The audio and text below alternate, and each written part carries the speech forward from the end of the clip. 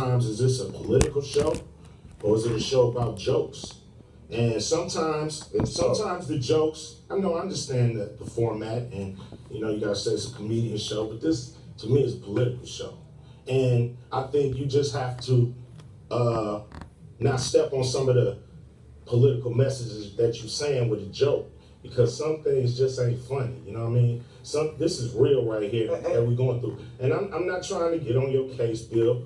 I'm telling you, I like your show, I like you. But I think this is a teachable moment, not just to you, but to the people that's watching right now. You know what I'm saying? Dude, I'm not I think the people watching right now are saying that point has been made. Not by me. Okay. All right, man. But you made it. I made it. I'm done, and we can laugh now. We can tell jokes. Okay. Would you like to? Now, that was Ice Cube stepping to Bill Maher saying, "Hey, we heard what you had to say. We heard what you said. I don't like it. Didn't appreciate it. Made references to Bill Maher used to date a black. I think it's a woman, and I'm not saying that to be funny, but I'm just not sure if it was a woman or a transsexual. And I'm not being funny when I say that. I'm not sure, but he used to walk around with this black female. Well, I think it's a female. I don't know what it is. Either a black female or a black transsexual who used to walk around basically naked all the time, half naked. You could see through stuff, and he used to sport the female or the male around. And this is something he did pretty regularly. And so he became, a lot of black people started liking him because he was going around with the black, if it was a black woman, then I don't mean to be disrespectful, it's a black woman or this black transsexual. And Ice Cube, I think, was pointing out the fact that, yeah, we know you like to sleep with black women or black transsexuals, whichever one, but that doesn't give you the right to use this term. So I'm glad that he, Corinne Stephan, I think is her name. Yeah, he also dated Corinne Stephan. So he made these comments, but I want to make some points about Bill Maher, and then I want to make some points about Ice Cube and this N-word. First of all, as it relates to Bill Maher, a couple of things. My reason for not liking Bill Maher, and if I had the time to do things, I won't do this again, but I actually had clips I wanted to play for you. Well, Bill Maher actually endorses pedophilia. I mean, and it's very kind of direct. First of all, at the end of his program, he used to have this sign that came up that said "Kid Love." But then, in addition to that sign that said "Kid Love," when what's the name of the congressman? I forget the name. One of the white Republican congressmen who was hard against the homosexuality was caught in sexual situations with young 16-year-olds.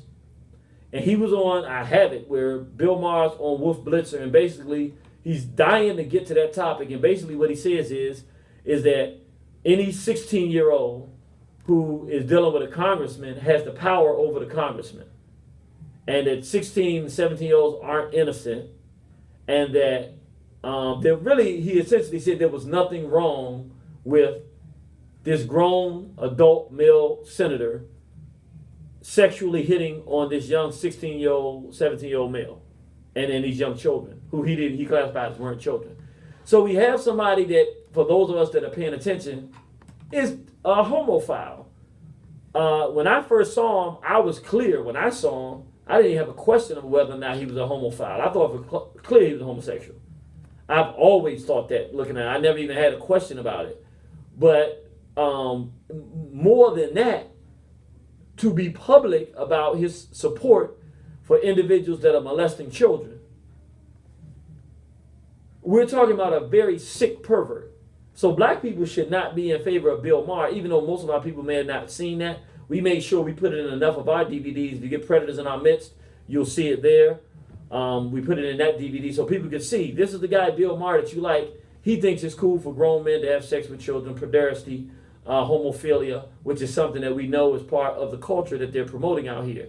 He's also a small hat, white so-called Jew. And if you get the Pizzagate, the new slave trade, we go through and show you the small hat's intricate involvement in promoting pedophilia throughout the world. So we show that and demonstrate that. Again, you get the Pizzagate, you go to waronthehorizon.com, you can order the electronic copy, you'll get it within 24 hours. It's 3 discs. You'll get those within 24 hours to download to your computer and watch for posterity, or you can go ahead and order it on the onehorizon.com website and get it mailed to you through the mail. Either way, you'll be able to kind of see the critical nature of him being a small hat and their relationship to this pedophilia. So that's one thing. The other thing is that it's probably one of the most ironic and hypocritical things I've ever seen for Ice Cube to be having this conversation.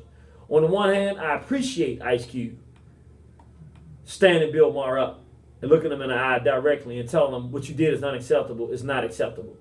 I appreciate that. The reason I say it's ironic and hypocritical is because it was Ice Cube more than any other person in America or the world at this particular moment. Right now, that's more responsible for black people using that term, particularly in America, as the standard term for us to define and identify one another. He's more responsible for that than any other person. He was with the group called NWA, and he was the group. I'm not saying that they didn't have a group like Dr. Dre did incredible things, MC Ren, many people's favorite lyricists, but at the end of the day, there is no NWA without Ice Cube. That's the reality.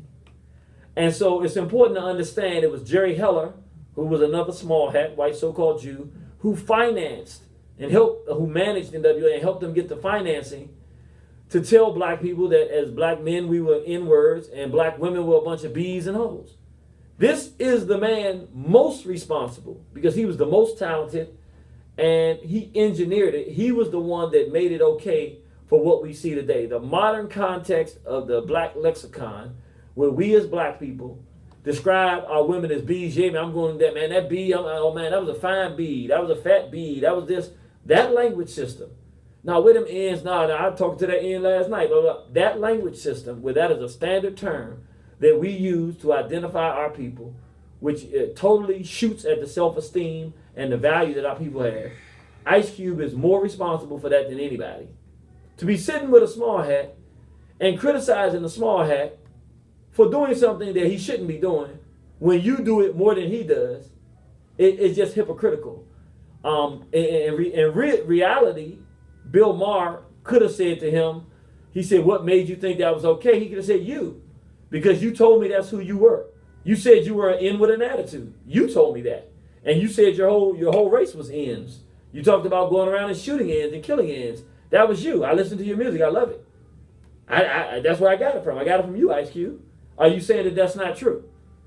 Or are you saying that you all are N-words, but you just don't want me to say it? In which case, okay, I won't say it, but you're agreeing that you are N-words, because that's what Ice Cube essentially said. He said, no, we are a bunch of N's. He said it cuts like a knife and it hurts, but I'm going to use it against my people. We're going to continue to disrespect our own race, but we don't want you to do it. And that's a pretty ridiculous premise. It's a pretty ridiculous premise, and it's a premise, we talking about it today. And do me a favor, if you're tuning in and listening, I hope you have Facebook. If you can go to the Facebook Live on Irritated Genie Southeast page and make your comment there so I can see it there, and maybe we can have the dialogue, because I didn't get a chance to call in for the call-in numbers today. Anything that you want to say it there, and then I'll definitely answer your questions or your comments. But it's absolutely preposterous. I have someone here saying, in my opinion, East Coast hip hop had it going on before the West Coast came on the scene. And I'm going to be perfectly honest. I have to agree with that. For a period of time, I'm not saying that, I'm not putting East Coast against West Coast. I want to be clear, I'm not putting us up against each other. It just so happens that NWA, that is where it came from, the West Coast. So I'm just going to be honest.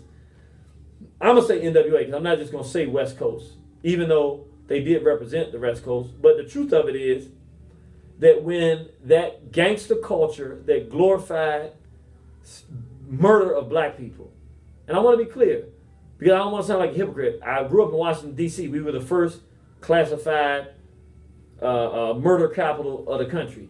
I'm not saying that this wasn't a violent place. I was here. It was very violent. Yes, people unfortunately were selling crack to one another, drive-by shootings, kidnappings, everything you could think of was happening here in D.C. So I'm not saying that it wasn't already violence before NWA. What I will say is the type of violence and the level of violence significantly intensified with the crack cocaine era.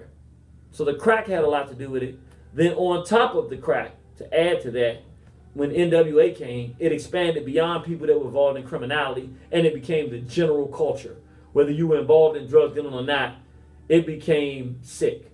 I mean, to the point it became a real problem. And the thing about New York rap, it started as fun music, but the truth of it is, when we look at it now with the information we had, can't even say that.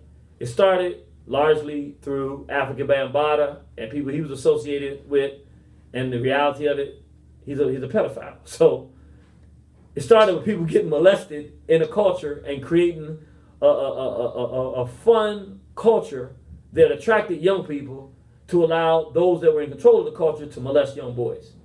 I hate to say that, that's the reality. I can't ignore the truth of it now. I can't pretend like that doesn't exist. We really got to look at this hip hop thing. That may just, you know what, I can't even separate it from itself. One would want to say that this type of behavior already existed in our community, which it did. One might say it existed with or without hip hop, which it did. But the reality of it is, when you looked prior to it coming out about him being a homophile, he was regularly classified as the father of hip hop, or someone who started hip hop, Africa Bambaataa. Well, I don't want to call him Africa, but Bambaataa. And what he was doing was making music that was attracting young people, having parties that attracted young people, and drew them in so that he could molest young boys. That's just the bottom line. And that's what a lot of individuals, not all of them, certainly not all of them, but a lot of individuals in the Bronx, in the Zulu Nation were involved in. That's real talk. And it went from that, then you get the Public Enemy era, which I think that some of us kind of glorify, because when I really did the numbers and looked at the hip hop, we only had about 3 good years of Public Enemy really having major impact on our people. We kind of take that and glorify like that's really was hip hop, and the other 30-something years of hip hop doesn't count, and it just went bad, when it's actually the opposite. There were 3 really good years where this thing was really going in the right direction. But at the same time that was happening, the same time Public Enemy was going in the right direction, NWA was going in the wrong direction. We had Public Enemy, X-Clan, Brand Nubian to some degree, Paris on the West Coast. We had a group, even Ice Cube turned the corner and started going in the right direction. So we did have some things that had some value, but the reality of it is that it was like a nuclear bomb when Ice Cube and NWA came out. And that nuclear bomb did something that was even more damaging than just that nuclear bomb. It opened up the door for things that were talentless and would not normally grow beyond their local environments. We have been so demoralized that now, and somebody brought up Poor Righteous Teachers, that's another great group as well, that's true.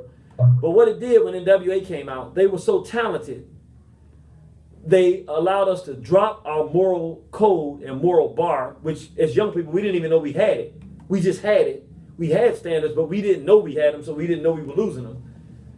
That we dropped our moral bar, and then the individuals who were largely looked at as untalented around the country and nobody would even listen to them, like 2 Live Crew, now all of a sudden we would listen to this stuff. Doodle Brown comes out with a fancy beat, and now the nakedness and the whoring out of black women, which before that was a subculture that just only certain people would even involve themselves with. It was not the standard culture. It was a subculture, and it wasn't looked favorably upon. Now that became standard.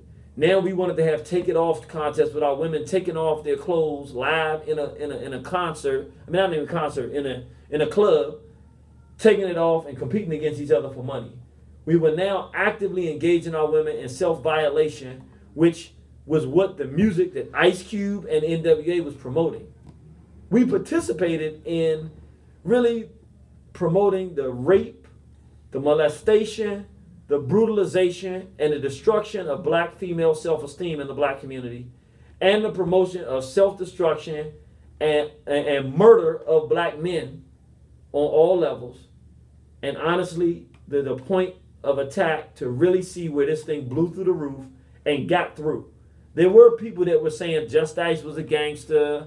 We had other people that were saying stuff, Ice-T, but none of it had the kind of draw and pull and magnetism to make our people completely drop our self-respect and push towards the direction of total self-annihilation like NWA. And what I would have really liked Ice Cube to have said was I'd like him to do the same thing that Richard Pryor did. I don't know if y'all remember Richard Pryor. In the 70s, Richard Pryor was the one that got us to start calling ourselves N-words. That ends crazy. And that's all he did. N. And then Richard Pryor came on stage. And I got to give him a lot of credit for this because it took a real man to do this. Richard Pryor came on stage. And Richard Pryor, I wish I had that clip loaded up here. I'm going to load this clip because I want you to hear. After years of promoting that word of our people, I'm going to pull this one up because I think it's really important for this discussion. Richard Pryor stops N-word. Give me a second. And I'm going to play this clip because I want you to hear it. It's 2 minutes and 20 seconds. I want you to hear, as Richard Pryor is the one who really started us on the use of the N-word. Not the beginning of it, but I'm saying in the 70s, he's the one that made it so popular, everybody was calling each other that. And we lost our self-esteem and our self-identity. And I want you to hear the difference between Richard Pryor and Ice Cube. Here's a responsible black man who has some sense in his own insanity. Richard Pryor tell you, man, I was a crazy guy, but I knew something was wrong and I did something about it. Listen to him in his own words. This is Richard Pryor. You know, Geico insures way more than cars, boats, motorcycles, even RVs. Give me 1 second. You know, sometimes you go to YouTube, they make you listen to I'm not a real moose. We're stickers. a video What's a sticker? Take a closer ad look at before they Geico. started. Here it goes right here.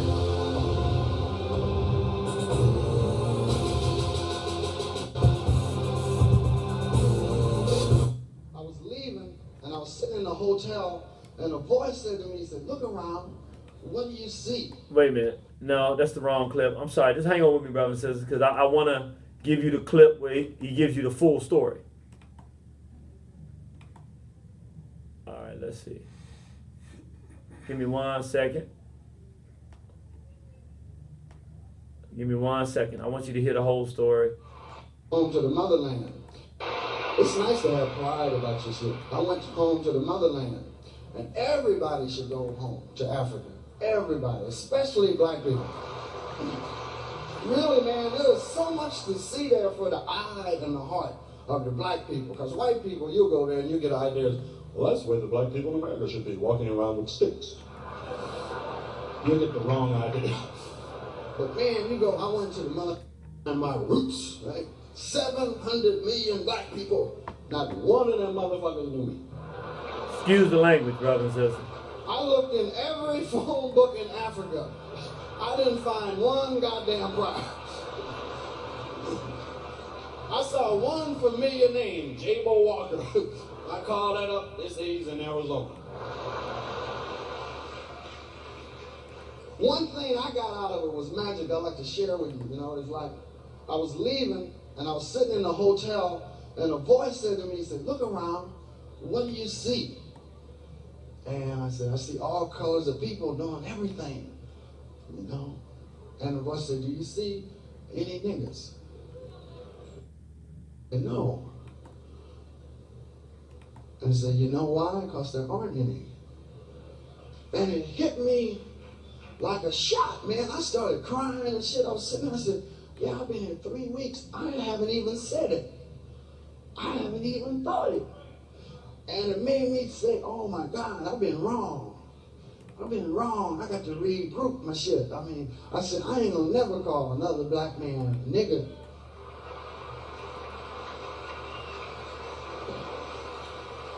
You know, because we never was no niggas. That's a word that's used to describe our own wretchedness. And we perpetuate it now because it's dead.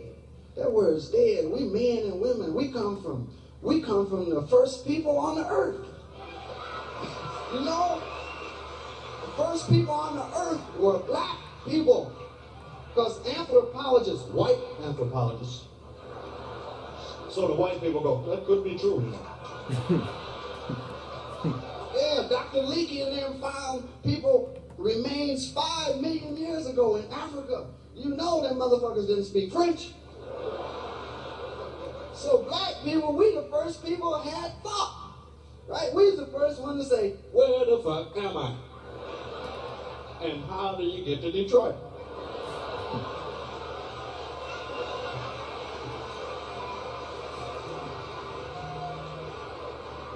So you can take it for what it's worth. I know, like, I ain't. Well, I'm just talking about my feelings about it. And I don't want them hip white people coming to me, calling me no nigga or telling me nigga jokes. I don't like it. I'm just telling you, it's uncomfortable to me. I don't like it when black people say it to me. I really don't no more. It's nothing. It don't mean nothing. So I love y'all, and you take that with you. I guess y'all say. Now y'all heard that. And I want you to see the elements because it plays right into what we see with the Bill Maher. He said, I don't like it when these so-called cool white folks come up and start wanting to play with it. It makes me uncomfortable. He said, I don't like it when black people say it to me no more. Now, what's so deep is that he was the one perpetuating it. And when he realized he was wrong, he was responsible. He said, I regret the day I ever said it. I don't think it. I don't say it anymore. We are men and we are women. And we come from the first people on this planet. That's an actual sign of self-respect and dignity. And a total change of course. He didn't stop being funny after that. He's still the funniest guy you ever want to see. Many people think he's the funniest comedian ever. But notice how the comedians who come now, they don't bring that up. They want to say that Richard Pryor is the greatest comedian. They want to give him credit for a lot of things. They don't give him credit for being responsible because they themselves don't want to be responsible. And that's my issue with Ice Cube. Ice Cube is more responsible in today's climate of us using that N-word to refer to our people than Richard Pryor or anybody else at this particular time. I'm not saying that whites didn't create it. I'm not saying that they don't facilitate its use. I'm saying if you can pick one person on the planet, if you say black people are calling each other this every other day, who right now alive on this planet is most responsible for this reality of it going? I go across to Zimbabwe, I go to Uganda, I go all around the world, and guess what? People love that word. Why? This guy's most responsible. And when he has a chance to sit down and check the European, that's great that he checked the hat. But he didn't check himself. Like he had a song called Check Yourself Before You Wreck Yourself. Ice Cube, you need to check yourself. Because what you gave our people was garbage, brother. I know he turned the corner and he came around with death certificate, lethal injection, America's Most Wanted. He started going in the right direction. I totally applaud that. Some of that stuff I was in love with when he was doing that. But for my brother Ice Cube, I got to be real. It's not sufficient for you to look at the European and say that word that we use to cut ourselves like a knife, you can't use it. But I'm going to continue to use it. What you need to do is be a mature black man and say, you know what? You're rich now. You got all the money that you need. You got a portfolio. Your children will never need anything economically. You got a wife. So you're actually raising your family. You got a point. Oh, yeah. I want to make a point. Yes, sir. If it's okay. Yeah, go ahead. Well, ask a question. You made a very valid point. So it's very difficult to defend. Isn't it very difficult to defend someone from saying something to you that you say about yourself? Isn't that real difficult to defend? Extremely. I don't care who it is. That's right. That's real difficult to defend. If I say I'm a thief and I'm a crook, And then I call you a thief and a crook. and you call me a thief and a crook, it starts to become bizarre that I'm angry. That it's almost pathological. No, it's not almost. It's pathological. Yeah, it's sick. I mean, and the thing about it is, many of us, including me, have a sickness Yeah. toward who we are because of what we've experienced.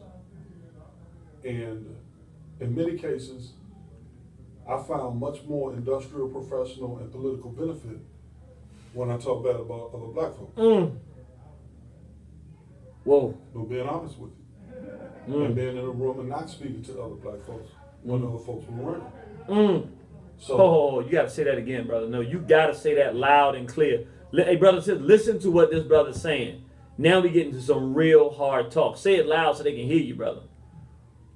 there was a lot of professional and industrial benefit, the political benefit from being disrespectful to other black folks in front of everybody, including other black folks. And oftentimes did not want to or hesitated speaking to other black folks in rooms full of white folks. I can candidly say to you, I'm a graduate of Bishop Maher High School, and I went back and worked there. And I can candidly say to you, there were many, many times when myself and the athletic director and the football coach and other black folks at the school that we worked would stand around and talk to each other, and invariably somebody would come to us and say, oh, there go trouble. And we look like, why got the trouble? Because we were assembling.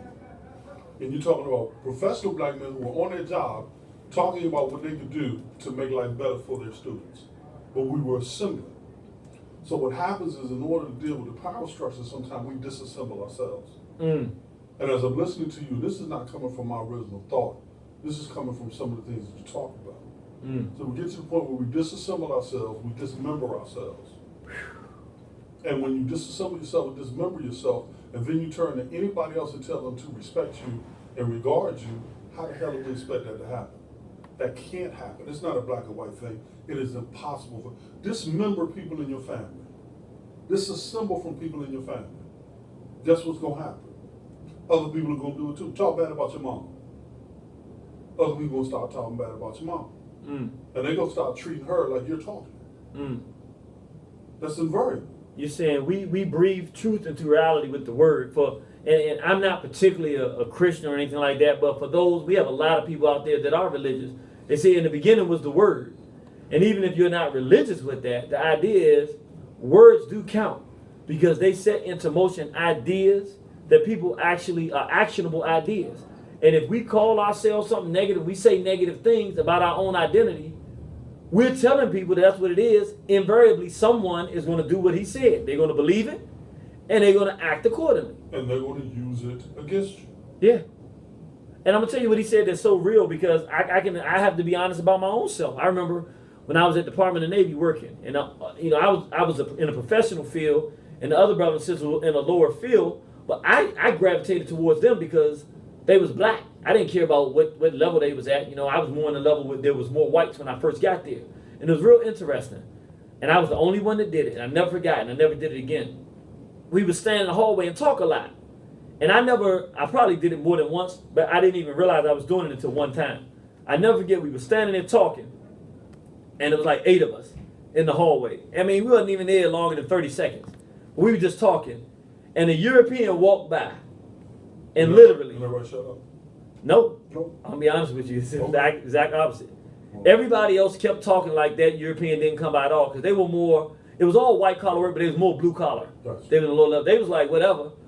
And I stopped talking and I walked away. And I never forget looking back at them, and they looked at me with that look like, like they liked me, but it was like, oh, he's a sucker, you know what I'm saying? He's afraid of the white folk because we can't assemble. And I never forget going back to my own desk and saying, dang, did I just let that happen? Did I just cower? And yeah, I did. I'm like, I cowered. You know what I did from that point forward? I've done it too. Every single time I was with the black people in the hallway, literally, I would make sure I was the last one that would leave. Understood. So I did it really not because I was brave, but because I couldn't go to sleep at night thinking that I was a coward. So I wanted to prove to them and myself that I wasn't afraid. So I took that step. But the truth is, yeah, I took the step to reverse it. But my natural instinct, and I can't blame it on them because they didn't leave. It was an instinctive thing that nobody told me. I see whites coming around, we're congregating.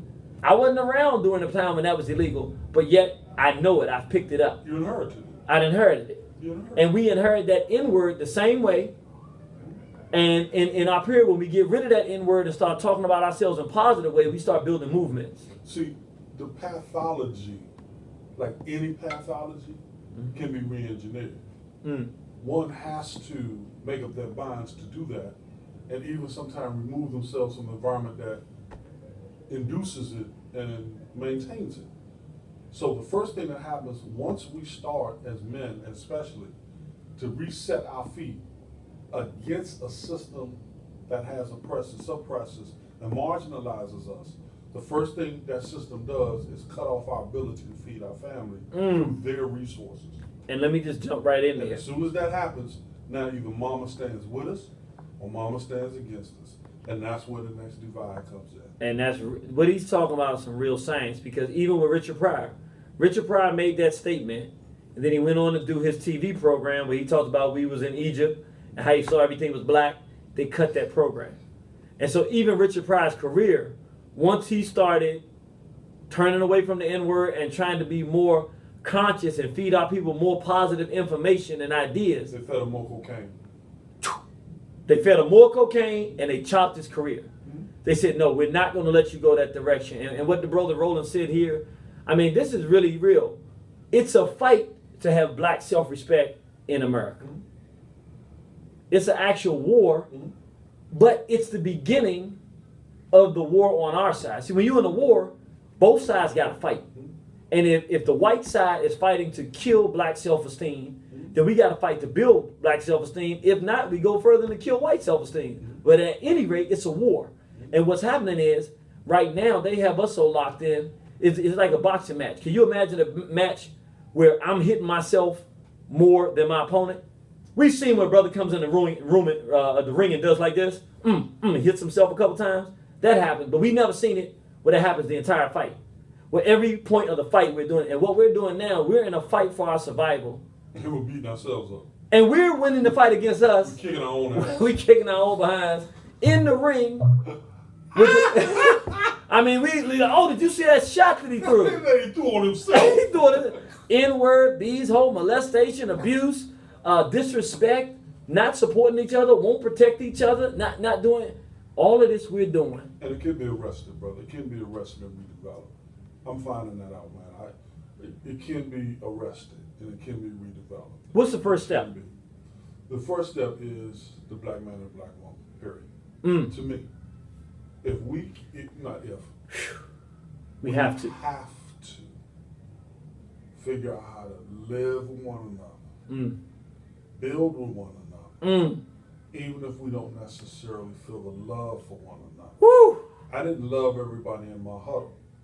I can show you some clips. But you worked with him. Slim, Got it done. 31, 32 check. All right, we come out the huddle, and that guard, he and I might not speak all week long, but we have a purpose and a plan, and we have an objective and a mission, and we have to execute that same thing in other aspects of enforcement and military. And as we adopt a military consciousness towards what we do, there's nothing wrong with that. So you saying this is a war, No, and we got to look at you our have to survival let as a you war. have that. That's what it is. Yeah, I mean, yes, it is a war. In my first book, I talked about it as a war. And I don't talk about my books. I've never told you about my books. And there's a reason. So what happens is when it's your turn and your time to speak, brother, I get out the way and let you do the speaking. I had my time and I had my turn. And now my job is to give a platform for other people to say what they got to say. I had mine. And what I like what you're saying, because he said something that's very relevant to this. What I want everybody to know is the second Monday of every month, what we decided is we're going to have the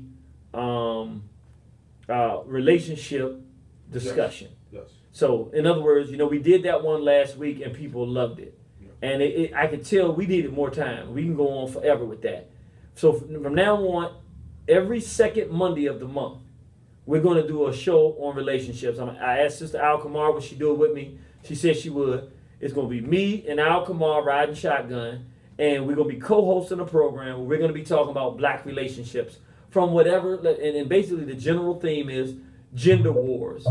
How do we end the war between black men and women? And I'll make a pledge to you today that I will do as much in my power to promote everyone to tune in for that.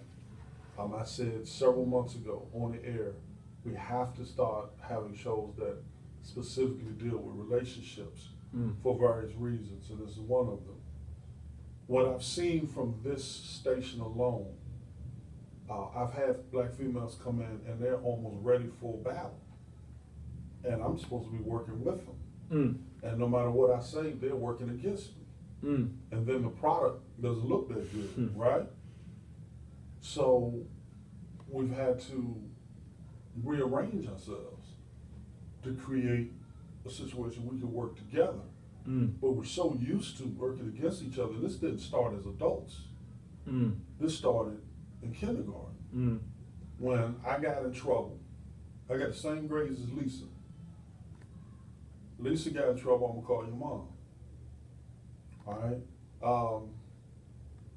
Biff got in trouble, go to timeout. Roland got in trouble, go to the principal's office. You know, the first time that happened, Lisa then started playing me to the left. Because Lisa did not want to be associated with me because she couldn't get away with it as long as she was with me. All kids have mischief. And what they found out is very early, black females found out that, damn, the black boy, when his mischief comes out, his punishment is far worse. So they start hedging against us right in kindergarten. And sometimes right in the home. Before kindergarten. They start hedging against us early. Because they have found no reason, by the time they're in the third grade, they have found no reason to coexist with a black male in her classroom. Nothing good comes out of it. That's powerful. Just sharing it with you, bro. No, that's powerful. Let me tell people, I'm gonna just give you an idea of some of the programs that we have upcoming so you know when you'll be tuning in. Next week, we're gonna be having on the 26th, we're gonna have two special guests, our sister Maher and our sister Wasita. Now, I hope y'all listening because this is going to be a this is gonna be a hot program. The topic of the discussion, light skin versus dark skin. Basically, the problems of colorism in the black community. Now, this is going to be very serious because we're going to talk about the fact that the dark-skinned brothers and sisters in our community, by far, get the worst end of the spectrum in everything in the society as it relates to abuse, racism, and everything of that nature. And we're not doing enough to curb that. And yet, there's also the side of what light-skinned people go through, which is not nearly as heinous as what our dark-skinned brothers and sisters go through, but still, nevertheless, both sides exist. And then you have brown-skinned people in the middle who tend to play and do harm on both sides and don't, or even do harm by just not knowing that this is occurring. And so this is going to be a real serious discussion. We have our sister Wasita. She's a dark-skinned sister and a brilliant, strong black woman. We have our sister Maher, light-skinned sister, brilliant, strong black woman, and two beautiful sisters. And they going to both sit here. I'm the brown-skinned guy in the middle who haven't been addressing it. But next week, we're going to address this. And we're going to really have a strong dialogue about the complexion issues in our community, how they go unspoken, and the damage that's done to our people based on this. So you want to tune in next week. You want to enjoy that. Also, if you're interested in the One Horizon Gun Club, learning how to properly exercise your Second Amendment right to the Constitution, come out tonight, 6 p.m. We're going to definitely start up sharp by 6:20, 6:30. We're going to do the lecture. And we're actually going to have a brother that's going to be doing the instructing. He's going to be out here. He's a professional that trains and teaches us how to shoot and how to store weapons properly and all of the proper training we need to have going to the range and to protect ourselves. And it's something that you do not want to miss, brothers and sisters. So I want to thank you for tuning in. Again, I apologize for not having all the ducks in a row for today's program. Also not properly advertising for our sister with the mix-up. But next week, we're going to have it right. And it's going to be on the light skin versus dark skin. It's going to be one of those programs. It's going to be hot. So tell a neighbor, tell a friend. They got to tune in next week, 2 to 4, right here on Chopping It Up at Everlasting Life and eLife Media Studios. Go to elifemedia.net and you'll be able to see it stream live as we're speaking now. Also, Irritated Genie of Southeast online. Also, Tuesday, Wednesday, and Thursday nights, 7 p.m. to 10 p.m. Eastern Time. You can tune in to the Straight Black Pride Movement Radio Network. We have 3 different programs that you'll love and enjoy. And that's blogtalkradio.com/SBPM for Straight Black Pride Movement. I have a sister here, my sister Tina, that says, I'm going to message you on your Facebook. There's something going on about appropriating. So okay, I don't know what that, but she'll tell me what that means. But at the end of the day, the bottom line: tune in each week. Next week is going to be a sharp program. We're going to be ready on time. Have 2 guests in here. We're going to talk about the light skin, dark skin damage that's going on in our community, colorism, and we are going to fix these issues facing our community that we're dealing with. On the 3rd of July, you know what? The 3rd of July, to follow up that other program, I think we may do either the mulatto issue, or I may let you know something else, because coming up off of the dark skin, light skin, that may be something good to follow it up with. I'm not sure what it'll be. But on the 10th, we're going back to the gender wars discussion, male-female relationships on June 10th, the second Monday of every month. So get ready, those gender wars. We're going to end these gender wars of black men and black women, get down to the root of it. So tune in each week, 2 to 4, right here, Chopping It Up with the Genie. We love you, brothers and sisters, and you take care. That's Chopping It Up. Peace.